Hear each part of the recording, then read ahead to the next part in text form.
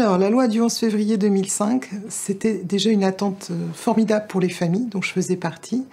Et derrière, le bilan, forcément, on s'attendait à plus. Mais en même temps, ça a été quand même des avancées notoires.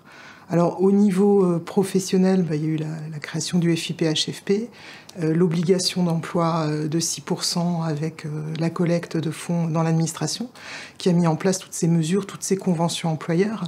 Mais aussi, au niveau sociétal, c'était la première fois qu'on avait une approche non pas médicale du handicap, mais une approche au niveau de la société, au niveau de la personne en situation de handicap, au niveau de ses besoins, de sa citoyenneté, et tout ce qui est accessibilité universelle. Alors c'est vrai que sur l'accessibilité universelle, le droit à l'école, il y a encore beaucoup à faire. Je pense que la loi, elle est bien, elle est protéiforme. Il y a eu les MDPH qui ont été créés, etc. Mais simplement, les lignes ne bougent pas assez vite. Et je pense qu'il faut donner les moyens à cette loi d'exister et de passer à des droits réels, notamment tout ce qui est sociétal, sur l'école pour tous, sur l'accessibilité universelle, le bâtimentaire, le numérique, etc. Sur le logement, voilà, il y a beaucoup encore à faire. Mais donc, je dirais à la fois espoir et impatience. J'ai travaillé au FIPHFP un peu plus de 8 ans. Au départ, j'avais dans mon scope les employeurs publics nationaux. Et rapidement, du fait de la petite taille de l'équipe, mon champ d'action a été démultiplié avec les partenaires, les relations avec la GFIP, les relations de place aussi avec les ministères, les groupes de travail avec l'État, le CNCPH, ce qui fait que j'avais vraiment une vision 360. Et ça m'a permis d'apporter des solutions sur mesure à tous les partenaires et les employeurs que j'accompagnais, puisque j'avais accès à toutes les mesures et les politiques publiques qui étaient proposées, ainsi que tout ce qui était, on va dire, dans le pipe, en construction.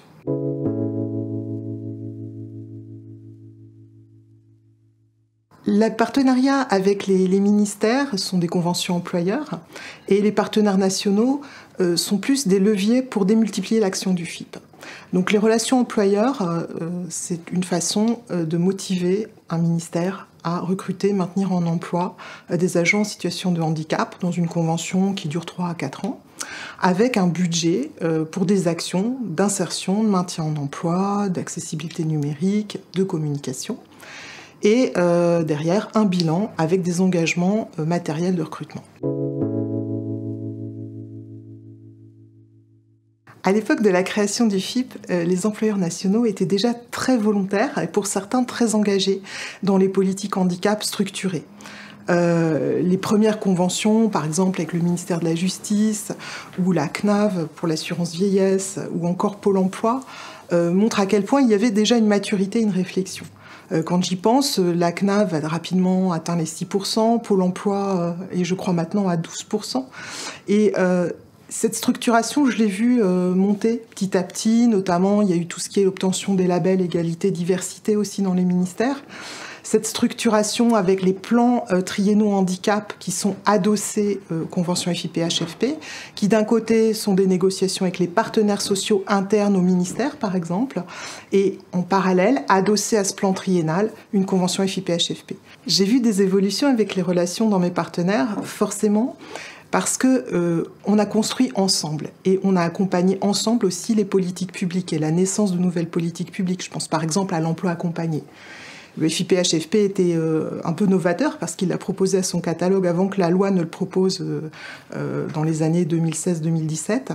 Mais le fait de se l'approprier, de le faire grandir et de mobiliser cette politique publique, ça a été tout un apprentissage. Et tout comme d'ailleurs le recrutement des apprentis chez les ministères, ça a été quelque chose qui était au début novateur et qui est devenu beaucoup plus naturel maintenant. Les actions phares menées par le FIPH, j'en ai quelques-unes en tête. Alors, par exemple, l'ouverture du catalogue des aides aux apprentis, avec des aides très incitatrices à l'emploi d'apprentis en situation de handicap, comme le financement de 80% du coût chargé, ou bien toutes les mesures d'accompagnement sur la compensation et la formation, qui a permis vraiment de démultiplier le recrutement des apprentis. Il y a eu aussi l'ouverture à tout ce qui était, on va dire, ce que j'appelais les trous dans la raquette, c'est-à-dire les personnes qui étaient sans solution, comme le service civique ou les personnes sortant des AT, qui en milieu ordinaire ne pouvaient accompagner parce qu'elles n'avaient pas de contrat de travail. et simplement un contrat de mise à disposition. Il y a eu aussi tout ce qui était justement le précurseur de l'emploi accompagné, où le FIP avait innové en proposant cette mesure pour les personnes avec handicap psychique ou cognitif, avec une forme de job coach, de référent emploi accompagné, mais qui avait l'avantage d'être prescrit par le médecin du travail, mais sans que la personne ait besoin de la RQTH. Et ça, c'est important parce que finalement, quand vous avez ce trouble qui apparaît, la reconnaissance de la qualité de travailleur handicapé arrive bien plus tard. Or, le besoin d'accompagnement, il est immédiat pour éviter la désinsertion professionnelle.